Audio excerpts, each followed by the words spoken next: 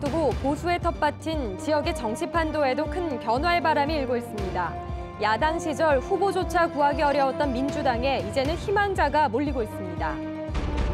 한국당이 포항시장 후보를 전략 공천한다고 알려졌는데 사실이 아닌 것으로 드러났습니다.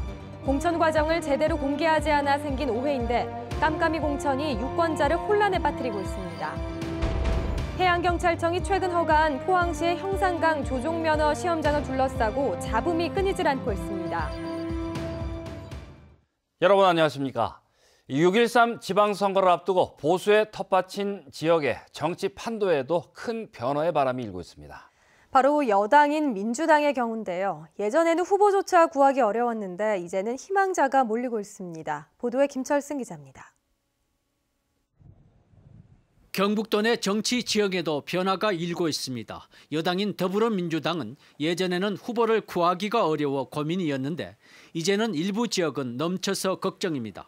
경북 동현 기초단체장의 경우 지방선거 최초로 5개 시군 모두 후보를 낼 것으로 보입니다. 포항과 울릉은 1명씩, 경주와 울진은 각각 2명, 영덕은 무려 3명이나 공천 경합에 뛰어들었습니다. 도내 전체적으로는 23개 자치단체 가운데 14곳에서 예비 후보들이 뛰고 있습니다. 광역위원회의 경우도 예외가 아닙니다. 지난 지방선거에는 도내에서 1명만 예비 후보를 신청했으나 현재는 20여 명이나 예비 후보를 신청하고 선거전에 나서고 있습니다. 야당일 때보다 10배 이상의 후보들이 현재 접수해 있는 상황이고 기초단체장 같은 경우는 현재 실제로도 당선 가능성이 있는 후보들이 접수가 돼 있는 상황입니다. 일부 기초의원 선거구에도 경쟁력을 갖춘 후보들이 출사표를 던져 보수 후보가 걱정해야 할 정도입니다. 보수의 심장이라는 곳에서 이처럼 여당 후보들의 출사표가 잇따르는 것은 전직 대통령에 대한 실망감으로 민심 이반 현상이 나타나면서 당선 가능성이 어느 때보다 높아진 때문으로 분석됩니다.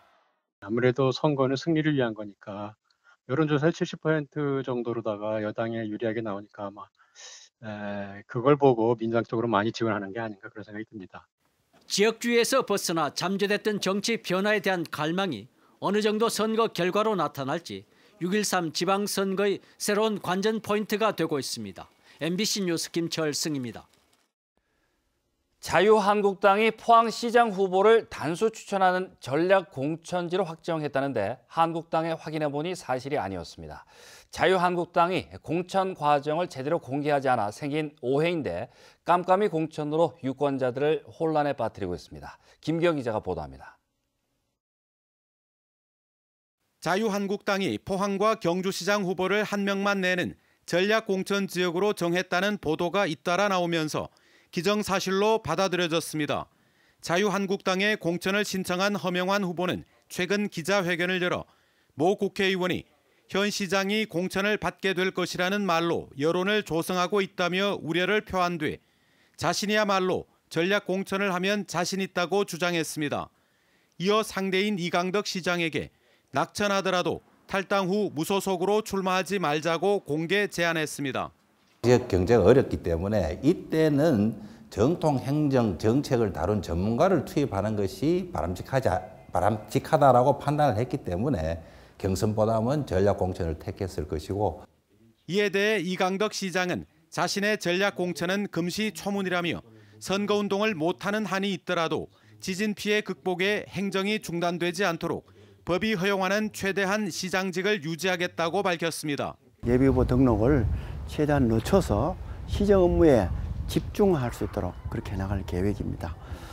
전략공천 여부 부분은 당에서 자유한국당 후보들끼리 불필요한 신경전을 벌이고 유권자들을 혼란에 빠뜨린 포항시장 전략공천설.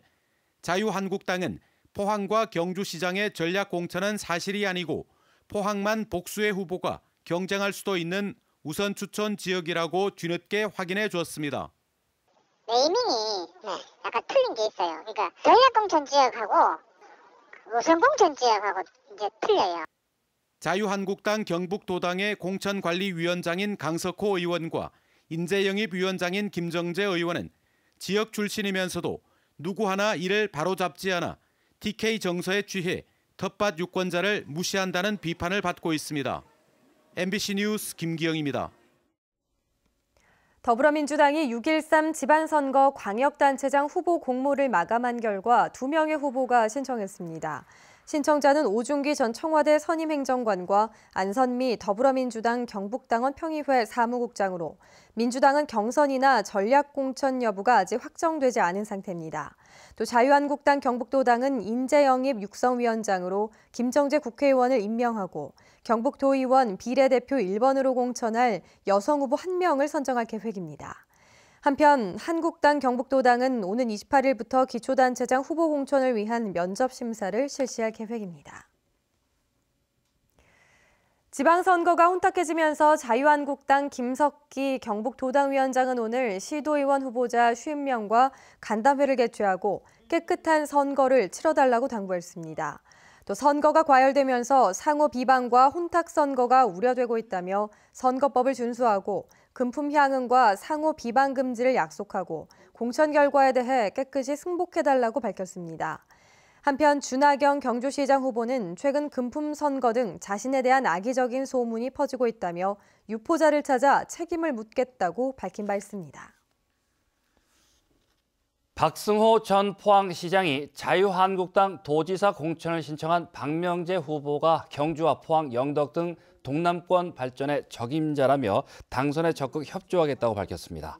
또 경북 제1도시인 포항은 인구의 감소와 포스코 침체, 지진 피해 등으로 무력감에 빠져 있다며 포항 출신 도지사의 역할을 기대한다고 밝혔습니다. 한국이 미국의 철강 추가 관세 부과 대상에서 제외됐지만 수출 쿼터를 수용함에 따라 대미 수출 물량이 30% 줄어들게 됐습니다. 한미 양국이 합의한 수출 쿼터는 2015년부터 2017년까지 평균 수출량의 70%인 268만 톤으로 지난해 74% 수준이고 국내 업체별 할당량은 내부 조율이 필요합니다. 품목별로는 판재료가 지난해 대비 111% 쿼터를 확보했지만 강관유의 경우 51% 수준으로 크게 감소했습니다. 해양경찰청이 최근 허가한 포항시의 형산강 조종면허 시험장을 둘러싸고 잡음이 끊이질 않고 있습니다. 수은 오염으로 논란이 한창일 때 포항시가 4대1의 경쟁률을 뚫고 사업자로 선정됐는데 이 과정이 석연치 않다는 지적이 나오고 있습니다. 장미품 기자가 보도합니다. 지난 18일부터 운영에 들어간 형산강 수상 레저기구 조종면허 시험장입니다. 지난해 기준치의 수천 배가 넘는 수은이 검출된 구무천 합류 지점 바로 앞이어서 환경단체 등의 반대가 극심했던 곳입니다.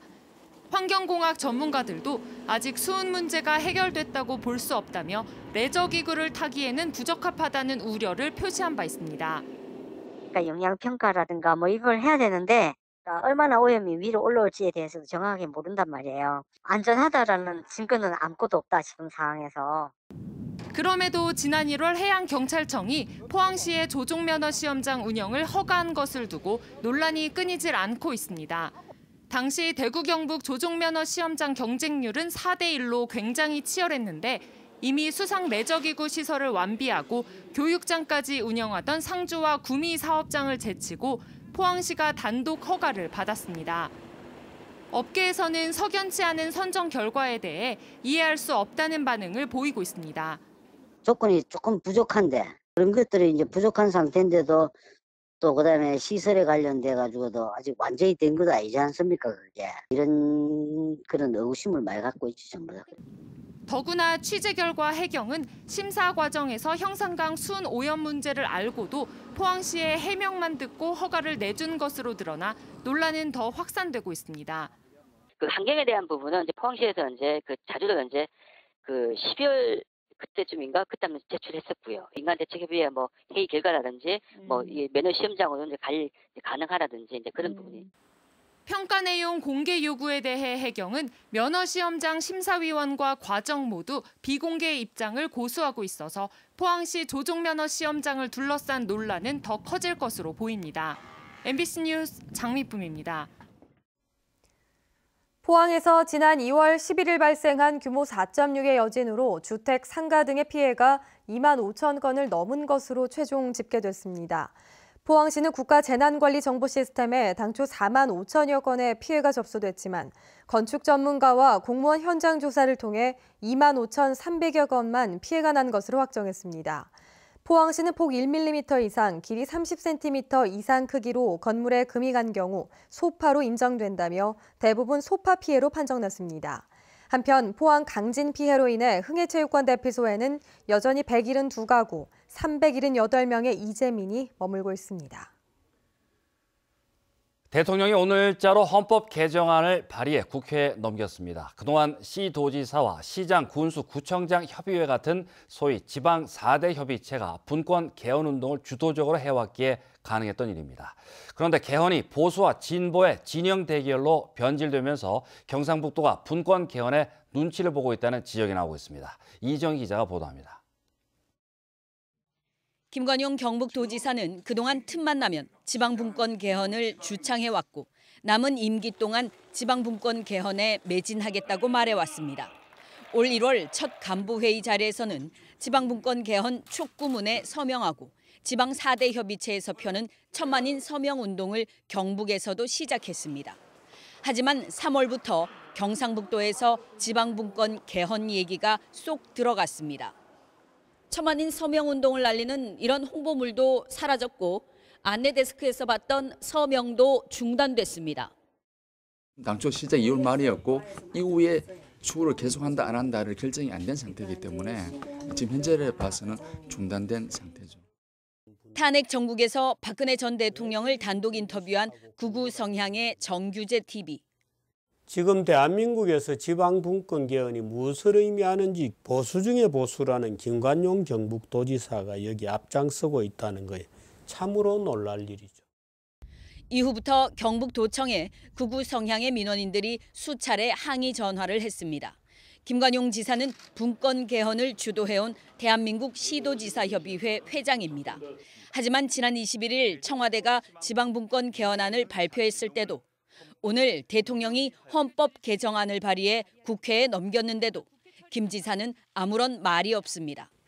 애초 분권 개헌 촉구 서명 인원을 기준치보다 더 많은 65만 명을 받겠다고 공언했던 경상북도. 현재 서명 실적은 35만 명, 절반에 불과합니다. MBC 뉴스 이정희입니다. 오늘 오후 2시 20분쯤 경주시 강동면 국당리 야산에서 불이 나 임야 2헥타르를 태우고 2시간여 만에 진화됐습니다. 소방당국은 야산 도로변 공사장에서 용접 작업을 하다 불씨가 튀어 화재가 난 것으로 보고 정확한 화재 원인을 조사하고 있습니다. 오늘 우리 지역은 낮 기온이 20도를 넘어가면서 초여름 날씨를 보였습니다. 다만 미세먼지로 눈앞이 뿌였는데요. 내일까지도 공기의 질은 나쁘겠습니다. 안수진 기상캐스터입니다. 오늘 한낮 기온 20도를 넘어가면서 외투가 필요 없는 날씨였습니다. 다만 아직까지는 낮과 밤에 일교차가 크게 나겠는데요. 내일 경주가 19도 차이가 나면서 크게 일교차가 나겠고 그 외 지역들도 10에서 12도를 보이겠습니다. 따스해진 날씨와는 다르게 공기의 질은 좋지 않습니다. 오늘도 뿌연 하늘에 답답하셨을 텐데요. 내일도 우리 지역의 하늘은 뿌옇겠습니다. 식약청에서 인증한 마스크 꼭 착용해 주시기 바랍니다. 현재 대기도 매우 건조한 상태입니다. 경북 동해안 전 지역에는 건조특보가 내려졌는데요. 탁한 공기에 대기까지 메마르기 때문에 건강을 위해서 충분한 수분 섭취해 주시기 바랍니다. 자세한 내일 날씨 알아보겠습니다. 내일 대체로 맑은 가운데 바람이 약간 강하게 불겠습니다. 아침 기온 울진이 9도, 영덕과 포항이 11도, 경주가 4도입니다. 한낮이 되면 대부분의 지역이 20도를 훌쩍 넘어가며 초여름 날씨를 보이겠습니다. 울릉도와 독도 역시 맑은 하늘에 바람이 선선하겠는데요. 아침 기온 울릉도와 독도 10도, 한낮이 되면 울릉도 17도, 독도 12도입니다. 동해상에는 쾌청한 날씨에 바다의 물결 동해 중부해상과 남부해상에서 최고 2m로 일겠습니다. 당분간 기온은 크게 오르겠지만 미세먼지가 말썽이겠습니다. 날씨였습니다. 경상북도는 올해 상반기 사회적 기업 일자리 창출 사업 대상으로 83개 기업을 선정해 1년간 46억 원을 들여 562개 일자리를 지원하기로 했습니다. 선정된 기업들은 인건비와 사업주 부담, 사회보험료 일부를 지원받게 되며 채용 인원의 30% 이상을 취약계층으로 고용해야 합니다. 경북도 내 사회적 기업은 211곳이며 2016년 말 기준으로 사회적 기업 종사자 중 취약계층 비율은 62%로 전국 최상위 수준입니다. 경상북도 관광공사는 러시아 관광객을 경북으로 유치하기 위해 적극적인 홍보 활동을 펼칩니다. 경북관광공사는 오는 2020년 영일만 국제 여객부두 준공에 대비해 최근 러시아 블라디보스톡 지역 여행업자 30명을 초청해 영덕 대게축제와 포항 영일대, 경주 불국사 등지를 둘러보도록 했습니다. 또 다음 달 대구 블라디보스톡 항공기 취항 때 러시아 여행사 대표와 언론사 관계자 등 15명도 경주로 초청해 관광지를 소개할 예정입니다. 한편 국내로 오는 러시아 관광객은 꾸준히 증가해 지난해는 27만 명을 기록했고 여객선과 항공편이 늘어나면 더 증가할 것으로 예상됩니다. 경상북도 선거관리위원회는 6.13 지방선거를 앞두고 도내 24개 시군구 선관위에서 오늘부터 나흘간 모의 개표 실습을 실시합니다. 모의 개표 실습에는 선관위 전 직원이 참여해 실제 개표와 동일하게 투표함 접수부터 개함, 심사 집계까지 전 과정을 재현합니다. 선관위는 6.13 지방선거에 7개 선거가 동시에 치러지고 개표 방법도 복잡한 점을 감안해 사전에 개표 실습을 실시한다고 밝혔습니다. 과학기술정보통신부가 공모하는 지진지역 건물안전지능 정보 플랫폼 사업에 경상북도가 선정돼 국비 60억 원을 지원받습니다. 이 사업은 스마트 센서를 활용해 지진 피해 시설물의 기울기 변화를 파악해 건물 붕괴 등 위험 상황을 알려주는 시스템을 구축하는 것입니다. 이상으로 포항 MBC 뉴스데스크로 마치겠습니다. 여러분 고맙습니다.